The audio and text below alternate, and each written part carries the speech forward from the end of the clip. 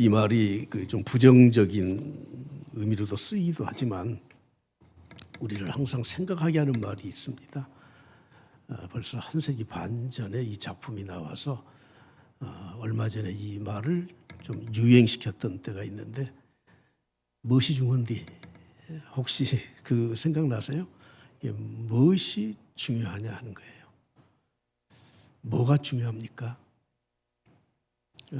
한평생 우리가 살아가면서 가장 중요하다고 생각하는 것은 믿는 사람이나 믿지 않는 사람이나 생명이라고 말을 합니다. 맞습니다. 생명이 중요합니다. 고린도서 13장에서는 믿음, 소망, 사랑 이 세 가지는 항상 있을 것인데 그 중에 제일은 뭐예요? 사랑이라. 사랑이 소중합니다. 우리의 생명과 사랑을 지켜나가기 위해서 경제적인 것, 정치, 교육, 문화 모든 것들이 다 소중합니다. 그래서 각자의 입장에서 무엇이 중요한디? 그러면 할 말이 다 있지 않습니까? 그러나 우리 믿는 사람들은 무엇이 가장 소중한가? 무엇이 가장 소중합니까? 믿음이에요. 하나님께 나가는 자는 반드시 그가 계신 것을 믿어야 하고 자기를 찾는 자들에게 상 주시는 이심을 믿어야 한다고 말씀하고 있습니다. 반드시. 우리의 믿음 생활에 가장 기본이 되는 것은 믿음입니다. 로마서 14장에서는 믿음으로 하지 아니한 모든 것은 죄라고 말씀을 하고 있습니다. 먹는 것, 입는 것, 교회 안에 어떤 의식적인 행사를 하는 것, 섬기는 것, 사랑하는 것, 이 모든 것에 믿음으로 하지 아니하는 모든 것은 죄라고 말씀하고 있습니다. 마태복음 25장에서 주님이 왼편과 오른편에 있는 양과 염소를 갈라놓으시잖아요. 주님은 왼편에 있는 염소들에게 책망하시면서 말씀하십니다. 저주를 받은 자들아, 나를 떠나가라. 마귀와 그 사자들을 위하여 예비된 영원한 불에 들어가라고 말씀합니다. 그들은 이렇게 대답을 합니다. 우리는 주의 이름으로 능력도 행했습니다. 주의 이름으로 구제도 했습니다. 주의 이름으로 어떻게 큰 일을 하신지 주님은 아시지 않습니까? 무슨 말을 하는 거야? 왜 주님이 그렇게 책망하셨겠습니까? 그것은 믿음에 근거하지 않는 신앙의 행위, 종교적인 행위, 내 몸을 불사르게 내어줄지라도 사랑이 없으면 내게 아무 유익이 없다고 말씀하고 있지 않습니까? 무엇이 중요합니까? 무엇이 중요한디? 그래서 오늘 저는 이 본문의 말씀을 이렇게 접근을 하고 싶습니다. 우리가 믿는 믿음, 이 신앙이란 도대체 뭔가? 이걸 다시 근본적으로 저와 여러분이 한번 깊이 생각할 수 있길 바랍니다. 영어 단어에 이 믿음이라는 말을 한 네 가지로 간추려 볼 수 있는데, 첫째는 believe예요. believe. 내가 믿습니다. I believe. 믿음. 지적으로 동의하고 내 경험에 비추어서 내가 믿을만하다 할 때 이 믿음, 어떤 생각과 사실에 대한 진술, 그것을 믿음이라고 하는 겁니다. 도마가 주님이 부활하시고 다녀가셨다는 말을 듣고 뭐라고 말을 합니까? 무슨 내 눈으로 보지 않고 내 손으로 만져보지 않고 나는 못 믿어. 이것이 바로 빌리브예요. 다른 사람의 말을 들어보니까 논리적으로 맞고 내가 확인해 보니까 참이고 그럴듯하고 내 경험에 비추어 보아서 괜찮아서 믿는 게 저는 영어의 believe라고 표현한다고 생각합니다. 두 번째는 trust예요. 신뢰하는 거예요. 믿음이 있으면 신뢰합니다. 돌다리를 두들겨 보잖아요. 괜찮네? 신뢰하고 발을 내딛고 가는 거예요. 베드로가 처음 주님을 만났을 때는 요한복음 1장에 자기의 동생 안드레를 따라서 주님을 만났습니다. 주님은 말씀하셨습니다. 너는 개발하리라. 그 말을 듣고도 베드로는 갈릴리로 돌아가서 여전히 고기를 잡고 있었습니다. 그때 주님이 갈릴리에 가셔서 그날 저녁에는 고기를 한 마리도 잡을 수 없었잖아요.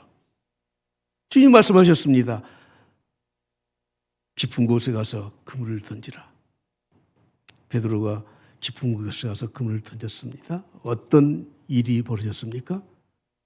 그물이 찢어질 정도로 2배 가득 고기를 잡았습니다.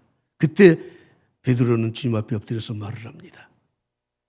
주여, 나를 떠나소서. 트러스트. 어떤 증거가 있고 믿을만하고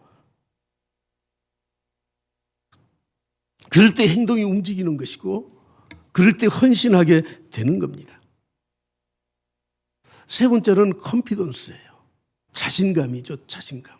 이것은 대개 셀프 컨피던스, 자기 확신이라는 말을 많이 쓰고 있습니다. 많은 사람들이 자기 확신 속에서 살아갑니다.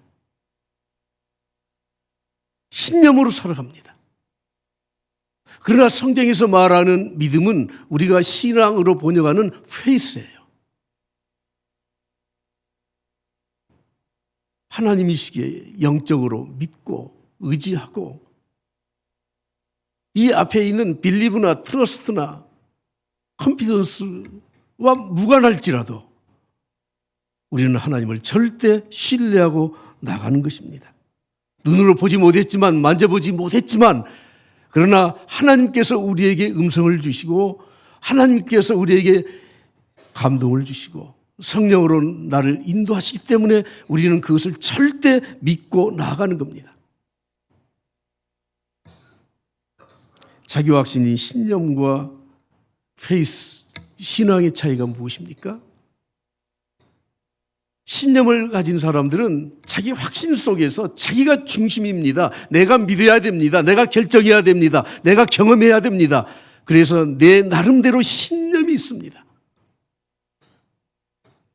그런데 우리는 이 신념을 신앙으로 착각하는 경우가 너무 많습니다. 신앙은 무엇입니까? 중심이 내가 아닙니다. 하나님이십니다. 하나님이 말씀하셨으면 믿고 따라가는 겁니다. 내가 경험하지 못했을지라도 내가 지식적으로 그것을 동의하지 않더라도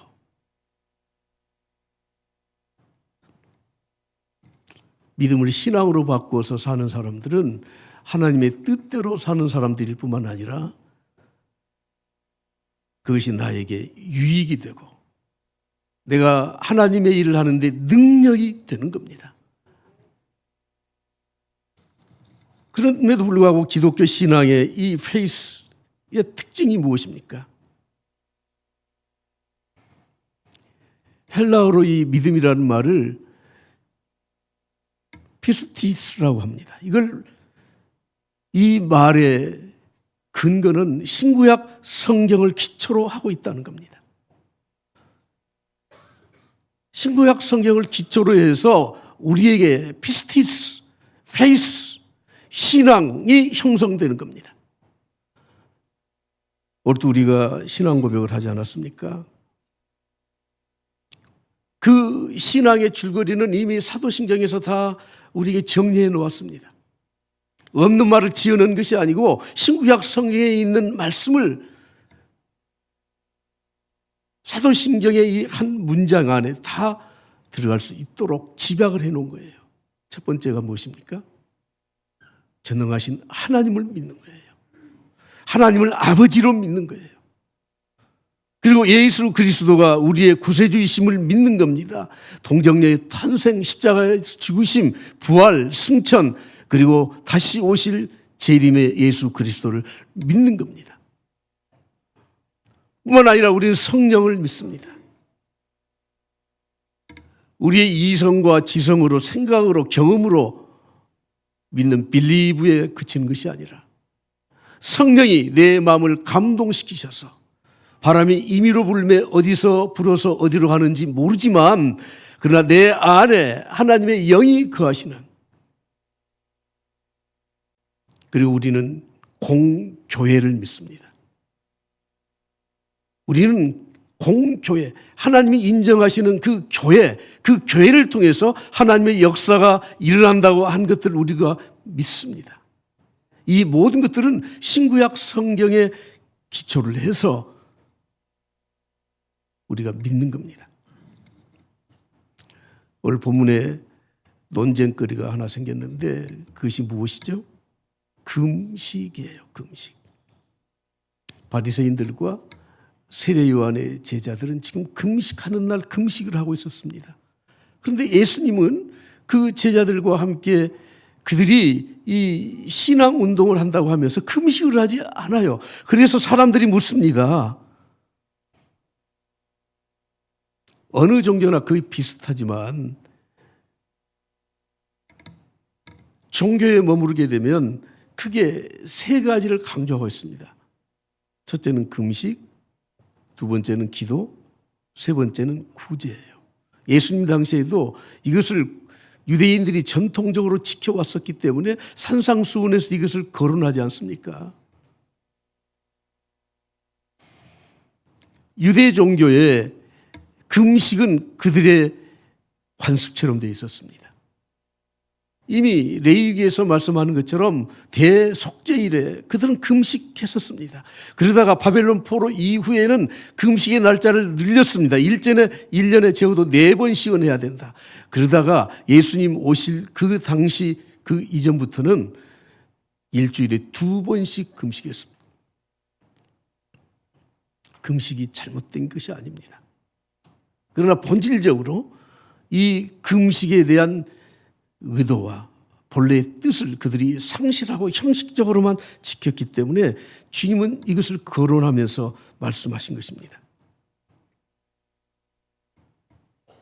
금식이나 기도나 구제 다 행해야 되는 일이지만 주님은 말씀하셨습니다. 이것은 하나님과의 관계, 대신 관계에서 이루어지는 것이기 때문에 은밀하게 하라.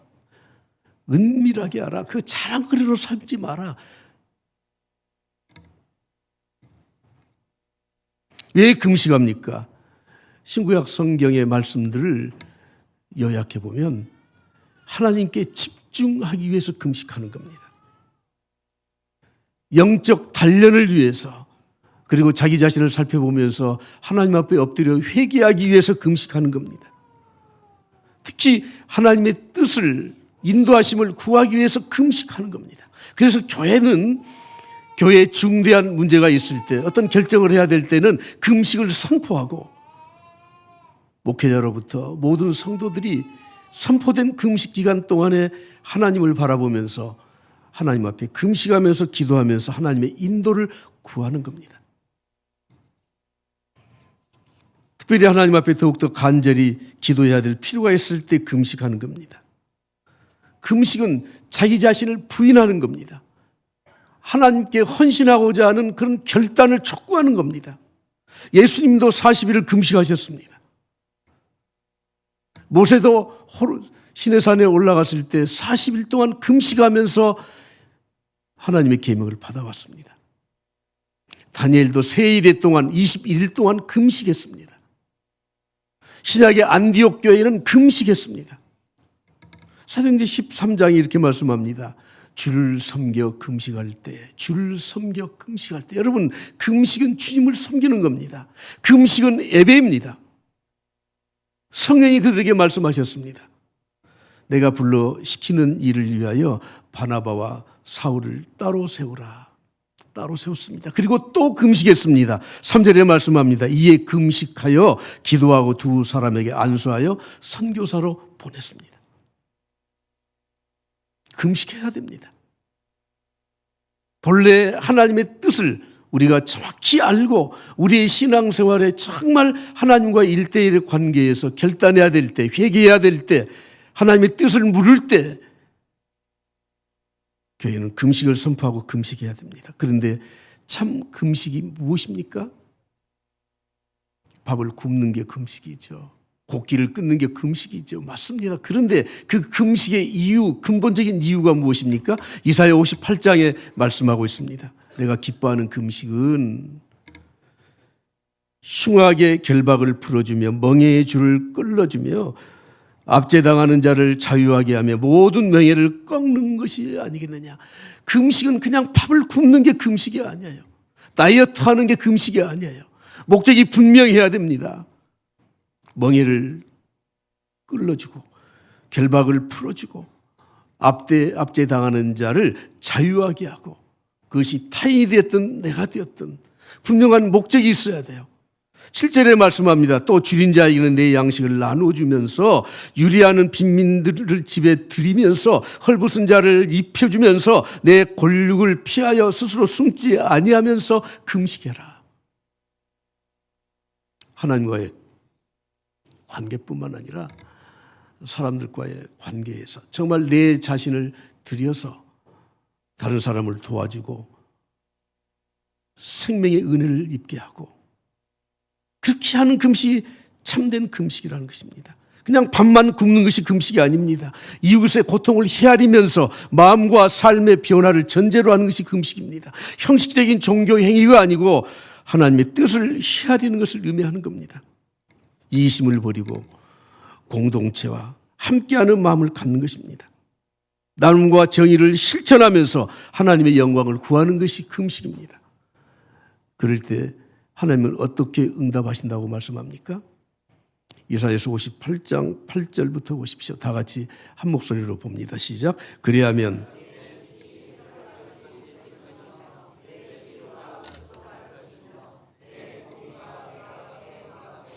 여호와의 영광이 내 위에 호위하리니 내가 부를 때에는 나 여호와가 응답하겠고 내가 부르짖을 때에는 내가 여기 있다 하리니 만일 내가 너희 중에서 멍에와 손가락질과 허망한 말을 제하여 버리고 줄인 자에게 내 심정을 동하며 괴로워하는 자의 심정을 만족하게 하면 내 빛이 흑암 중에서 떠올라 내 어둠이 낮과 같이 될 것이며 여호와가 너를 항상 인도하여 메마른 곳에서도 내 영혼을 내 뼈를 견고하게 하리니 너는 물된 동산 같겠고 물이 끊어지지 아니하는 샘 같을 것이라. 아멘. 형식적인 금식이 아닌, 고행을 위한 금식이 아닌, 이웃사랑을 실천하면서 하나님의 뜻을 묻기 위한 그런 금식을 하게 되면 하나님은 이렇게 응답해 주신다고 말씀합니다. 빛을 비춰서 치유해 줄 것이다. 하나님을 부를 때 너희들은 응답받게 될 것이다. 빛이 떠올라서 낮과 같이 될 것이다. 메마른 곳에서도 영혼의 만족을 누릴 것이다. 영적 만족을 누리고 그리고 뼈를 견고하게 함과 같이 육체의 강건함을 얻을 것이다. 물된 동산같이 물이 끊어지지 아니하고 샘과 같이 될 것이다. 삶의 풍성함을 누리게 될 것이라고 말씀하고 있습니다. 금식해야 됩니다. 그러나 주님은 이렇게 말씀하십니다. 너희가 지금은 신랑과 함께 있는 혼인잔치집에 있는 것과 같다. 그러므로 혼인잔치에 있는 신랑과 신부 그리고 그 하객들이 금식하면 되겠느냐. 유대인들은 관습적으로 일주일에 2번 정도를 금식하는 날로 정했지만, 그러나 혼인잔치를 벌이는 한 주간 동안은 유대인들은 대개 혼인잔치를 한 주간 했습니다. 그동안에는 금식을 하지 않도록 했습니다. 왜냐하면 그 혼인 예식에 축하받아야 되고 기뻐해야 되고 신랑과 신부와 하객들과 모든 친족들이 함께 그 혼인잔치에 참여해야 되기 때문에 금식을 하지 않았던 것입니다. 성경 우리 성도들을 하나의 가정으로 비유하지 않습니까? 하나님을 누구라고 불러요? 아버지. 하나님을 누구라고 불러요? 시아버지라고 불러요? 이웃집 아버지라고 불러요? 아니요, 내 아버지, 내 아버지. 친아버지에는 님자를 안 붙여요. 친근감을 더해주기 위해서. 장인어른한테는 아버님 하고 불러야 돼요. 그런데 친아버지, 친어머니에게는 절대 님자를 붙이지 않습니다. 여러분, 하나님을 그냥 하나님이라고만 부르십니까? 나와 하나님과의 관계를 정확히 인식한 사람들은 하나님은 뺄지언정 아버지라는 말은 안 빼요. 전능하사 천지를 만드신 하나님 아버지를 내가 믿사오며, 주님 기도 가르치셨잖아요. 하늘에 계신 우리 아버지, our father, 아버지예요, 아버지. 그리고 우리의 신랑은 누구십니까? 예수 그리스도이세요. 여러분, 아버지와 자녀, 신랑과 신부, 한 가족을 이루게 됐을 때 특징이 무엇이죠? 동질감이에요. 같은 뜻, 같은 마음, 같은 생각, 같은 감정을 갖는 겁니다. 지난 주간에도 갑자기 세상을 떠난 우리 성도 아버지가 계셨는데, 아니 왜 그렇게 많이 우는지 모르겠어. 근무하다가 그 소식을 듣고는 막 펑펑펑펑 울고 계속 울고, 시아버지가 돌아가셨으면 그렇게 울었을까 생각을 해봤거든. 왜 그렇습니까? 가족이라 그런 거예요. 아버지라 그런 거예요. 가족의 특징은 동질, 일치, 하나됨, 한 마음이라는 것입니다. 이미 이 믿음에 대해서 영어 단어를 살펴보았지만, 정말 교회 안에서 하나님을 아버지로 고백하고 신랑 신부인 예수 그리스도를 남편으로 모신 우리들은 교회 안에서 같은 공동체라고 하면, believe라는 말은 지적, 동의, 감정의 일치를 이루어야 되는 거예요. trust, 의지하지만 그냥 모든 것을, 행동을 일치해서 의지하는 겁니다. confidence, 내 자신의 신념이 아니라 주님이 주신 그 신념을 갖게 되는 겁니다. 그럴 때 faith, 참된 신앙으로 나아갈 수가 있는 겁니다. 영적 확신과 그리고 신뢰와 절대 순종의 길로 나아갈 수가 있는 겁니다. 그래서 주님은 말씀하셨습니다. 내가 남편이야, 남편. 너희들은 신부야. 신랑과 신부의 관계야. 사람들이 가장 기쁠 때가 언제인 줄 아세요? 언제인 줄 아세요? 주관식 질문에는 항상 대답을 좀 보류하더라고. 일치감이에요, 일치감. 하나 될 때 가장 기뻐요. 일치감이 없으면 기쁨은 순간적이에요. 돈 좀 벌었다고요? 천만의 말씀. 기쁘고 기쁘도다, 항상 기쁘도다, 나 주께 왔사오니 복주옵소서. 할렐루야. 혹시 30-40분 동안 제가 말씀을 전하는 이 시간에도 마음이 딴 데 있고요, 2달 반 만에 와서 뭐 저렇게 설교하냐 이러면은 빨리 끝내고 갔으면 좋겠어. 시계 보고 아이고 뭐 그냥 하다 가지 왜 그래? 그러나 일체감을 가질 때는요, 와, 교회는 이 영적인 일치감이 있을 때 기쁨이 있는 겁니다. 하나님과 같은 마음을 가질 때 내 생명을 바쳐서, 내 재산을 다 들여서, 내 시간을 들여서 하나님 앞에 예배하고 섬기는, 그때 기쁨이 있는 거예요. 일체감이 없으면 절대 기쁨이 없어요. 영적 일체감을 갖지 아니하면 이 자리에 앉아있는 시간이 너무너무 따분한 겁니다. 빨리 마쳤으면 좋겠습니다.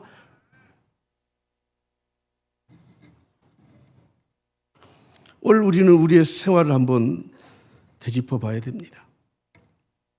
정말 하나님과 영적 일체감을 가지고 이 자리에 나와 있는지, 마지못에서 나와 있는지, 죽지 못해서 나와 있는지.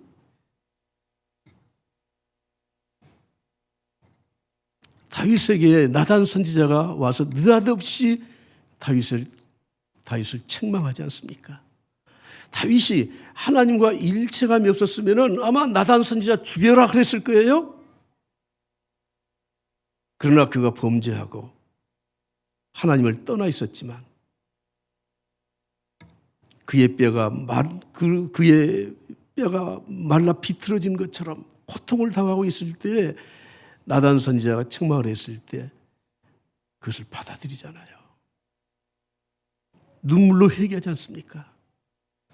거기에서 영적 카타르시스를 경험하지 않습니까?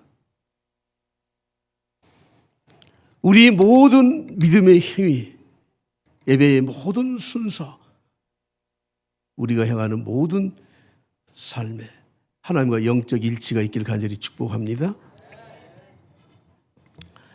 오늘 또 우리 성가대원 수가 그렇게 많지가 안 했었는데, 여러분, 성가대 이 찬양은 연습하는 게 아닙니다. 무슨 연습을 합니까? 그것부터 잘못 생각하는 거예요. 연습이 아니라 그 찬양이에요. 그 자리에 나와 있는 게 찬양이에요.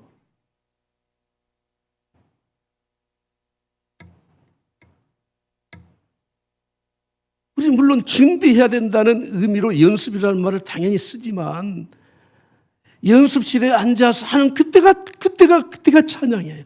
연장이에요, 연장. 내 영혼이 하나님을 찬양하지 않고 하나님과 일체감을 갖지 않는데 그 찬양이 하나님이 받으시는 찬양이 될 수 있겠습니까?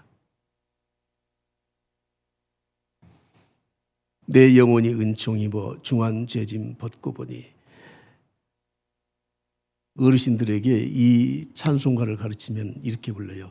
내 영혼이 은총 입어 중한 죄짐 벗고 보니. 그러나 음악을 아는 사람은 이렇게 불러요. 할렐루야 찬양하세 내 모든 죄 사함 받고. 여러분, 앞에 불렀던 그 찬송이 찬송입니까? 뒤에 불렀던 찬송이 찬송입니까? 다 찬송이에요. 그런데 앞에 불렀던 내용이 영적으로 일체를 가졌다면 그것은 진짜 찬송이고, 뒤에 불렀던 이 찬송이 하나님과 영적 일치가 없었다면 그건 안 찬송이에요. 안 찬송. 우리는 너무너무 착각을 하면서 사는 겁니다. 하나님이 주신 이 은사와 일반 은총에 따라서 음악이라는 이 재료를 사용해서 우리가 그것에 포장을 해서 하나님 앞에 올려드리지만, 그러나 핵심은 무엇입니까? 믿음이에요. 그 믿음은 영적인 거예요. 주님 말씀하십니다. 금식 참 좋다. 하나님이 말씀한 대로 금식해라. 그런데 오늘 설교 제목이 뭐죠? 따라서 합시다. 신랑을 빼앗길 때. 지금은 신랑과 함께 잔치하는 시간이야. 내가 지금 제자들과 함께 있는 것은 나는 신랑이고 저들은 신부이기 때문에 금식할 필요 없어. 그러나 신랑을 빼앗길 때는 어떻게 하라고요? 금식하라는 거예요. 신랑을 빼앗길 때는 무엇을 의미하는 때입니까? 십자가를 질 때를 1차적으로 의미합니다. 오늘 본문 말씀을 보십시오. 예수께서 그들에게 이르시되 혼인집 손님들이 신랑과 함께 있을 때는 금식할 수 있느냐? 신랑과 함께 있는 동안에는 금식할 수 없다. 다 같이 봅니다. 시작. 그러나 신랑을 빼앗길 날이 이르니 그날에는 금식할 것이니라. 신랑을 빼앗길 날에는 금식해야 된다는 겁니다. 십자가에서 죽으실 때를 말씀하는 겁니다. 레위기 16장 29절에 말씀합니다. 대속죄일에 너희는 이 규례를 지켜야 된다. 7째 달 곧 그 달 10일에 너희는 어떻게 하라고요? 스스로 괴롭게 해라. 너희들은 금식해라. 그래서 그들은 1년에 한 번씩 금식을 해왔었던 겁니다. 여러분, 지금 이 시대, 우리가 살고 있는 이 시대가 신랑을 빼앗길 때입니까? 신랑과 함께 있는 때입니까? 둘 다예요. 우리 주님 모시고 살잖아요. 예. 그래서 여러분들은 금식하지 마십시오. 금식하는 마음으로 살아가십시오. 그러나 이 시대에 정말 어떤 사건, 우리 앞에 놓여있는 어떤 결단해야 될 때가 있을 때는 신랑을 지금 빼앗길 위기에 처했다는 것을 아십시오. 이스라엘 백성들은 구약 시대에 살고 있었지만, 그러나 그때 신랑을 빼앗길 때가 있었습니다. 바빌론을 포로로 잡혀가면서 솔로몬 성전이 완전히 회파될 때, 스룹바벨 성전을 지은 이후에 안디오쿠스 에피파네스가 신성 모독하는 일을 10년 동안 했지 않습니까? 제우스 신당을 만들어 놓고 돼지를 잡아서 양의 피 대신에 제물로 바쳐드리고, 신랑을 빼앗길 때, 하나님의 은혜가 훼손된 때, 하나님의 영광이 회파되는 때예요. 헤롯이 46년 동안 지었던 이 성전이, 헤롯 성전이 로마의 티투스 장군에 의해서 돌 위에 돌 하나도 남김없이 다 무너졌을 때, 그것은 단순히 성전 건물이 무너진 것이 아니지 않습니까? 신랑을 빼앗기고 있는 때입니다. 과거에는 외부의 순환에 의해서 이런 사건들이 있었지만 오늘 이 시대 21세기에는 외부에 의해서 교회가 순환을 당한다기보다는 우리 스스로가 신랑을 지금 내버리고 있는 시대가 되지 않았습니까? 예수 그리스도를 온전히 신하지 않고 하나님의 뜻에 절대 순종하지 않고, 그러면서 우리는 신앙의 껍데기 금식하고 있는 바리새인들처럼, 유대인들처럼 성전이 회파되고 있음에도 불구하고, 예수 그리스도의 은혜의 십자가의 은혜가 훼손되고 있음에도 불구하고, 하나님의 영광이 훼손되고 있음에도 불구하고 우리는 여전히 이것이 신앙이라고 생각하면서 살아가고 있지 않습니까?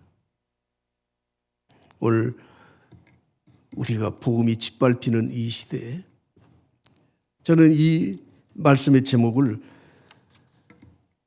신랑을 빼앗길 때라고 정했던 이유는, 결론으로 오늘 이 시대는 그런 시대가 지금 되고 있고 이미 되어 있고, 그리고 내 자신이 그것을 앞장서서 다 버리고 있는 그때라고 생각이 돼서 제목을 신랑을 빼앗길 때라고 정했습니다. 여러분, 그냥 세상을 보지 마십시오. 그냥 먹고 살만하니까, 코스피가 올라간다고 하니까. 하나님이 손을 뒤집어서 엎으면은 다 물거품이 되는 겁니다. 지금은 신랑을 빼앗기고 있는 그런 때입니다. 주님은 오늘 마지막 결론으로 이렇게 말씀하시죠. 21절부터 보십시오. 생배의 조각을 낡은 옷에 붙이는 자가 없나니 만일 그렇게 하면 기운 새 것이지 낡은 것을 당겨 헤어짐이 더하게 되느니라. 새 포도주를 낡은 가죽 부대에 넣는 자가 없나니 만일 그렇게 하면 새 포도주가 부대를 터뜨려 포도주와 부대를 버리게 되리라. 오직 새 포도주는 새 부대에 넣으리라. 할렐루야. 새 포도주가 무엇입니까? 예수 그리스도의 십자가의 피, 예수 그리스도의 십자가의 은혜입니다. 그러면 새 가죽 부대는 무엇입니까? 과거 그들이 했던 것처럼 형식적인 금식이 아니라는 거예요. 새 가죽 부대가 무엇입니까? 고린도전서 3장 16절을 보십시오. 다 같이 봅니다. 시작. 너희는 너희가 하나님의 성전인 것과 하나님의 성령이 너희 안에 계시는 것을 알지 못하느냐. 여러분, 성전의 개념이 건물이 아니고 우리 자신이 성전이다. 내 안에 하나님의 영이 거하시는 것이다. 주님은 주님의 교회를 베드로의 반석 위에 세우리라고 말씀하셨습니다. 너는 베드로라, 내가 이 반석 위에 내 교회를 세우리니 음부의 권세가 이기지 못하리라. 그 반석이 무엇입니까? 예수 그리스도의 십자가의 은혜, 그 진리의 말씀, 성령으로 세워진 바로 그 교회는 세상에 어떤 것도 그 반석을 무너뜨릴 수 없다고 말씀하고 있습니다. 새 포도주는 예수 그리스도의 십자가의 은혜입니다. 새 가죽 부대는 무엇입니까? 바로 성령 안에서 우리에게 새로 지어진 내 자신이 성령의 은혜로 성전이 된 것을 믿고 확신하면서 살아가는 것입니다. 그래서 주님은 이렇게 말씀하셨습니다. 두세 사람이 내 이름으로 모인 곳에는 나도 그들 중에 있느니라. 여러분, 두세 사람 숫자가 중요한 것이 아닙니다. 거대한 건물 안에 어떤 형식, 어떤 제도, 금식과 같은 어떤 그들이 만들어 놓은 이 종교적인 풍습, 그것이 아니다. 두세 사람이 내 이름으로, 예수 그리스도의 이름으로, 그곳에 주님이 함께 계셔요. 성령님이 함께 계셔요.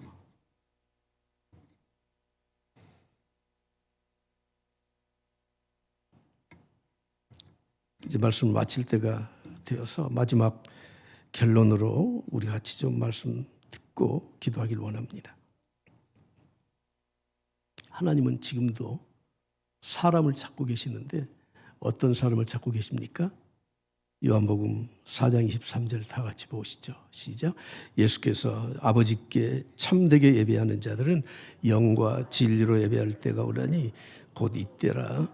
아버지께서 자기에게 이렇게 예배하는 자를 찾으시느니라. 아멘. 우리의 예배, 신앙의 행위, 이 모든 것은 영과 진리로 하라는 겁니다. 새 포도주 이미 우리에게 주님이 십자가의 은혜로 주셨습니다. 이제는 새 가죽 부대, 그것은 바로 성령 안에서 영과 진리로 예배하고 영과 진리로 하나님을 섬기는 것입니다. 사랑하는 성도 여러분, 항상 우리는 긍정적인 생각을 해야 되죠. 그렇죠? 예. 그래서 지금은 살만해, 좋은 때야, 맞습니다. 그러나 영적 눈을 들어서 보시면 지금은 좋은 때가 아니에요. 지금은 신랑을 지금 빼앗기고 있는 때예요. 외부에서 우리에게 억지로 빼앗아가는 것이 아니라 우리가 스스로 버리는 시대, 그런 시대가 되고 말았습니다.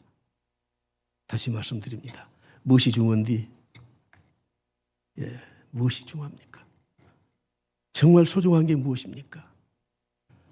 금보다 귀한 믿음은 참보배 되도다.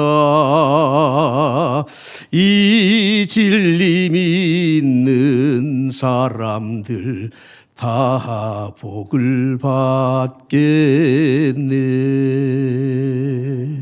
할렐루야.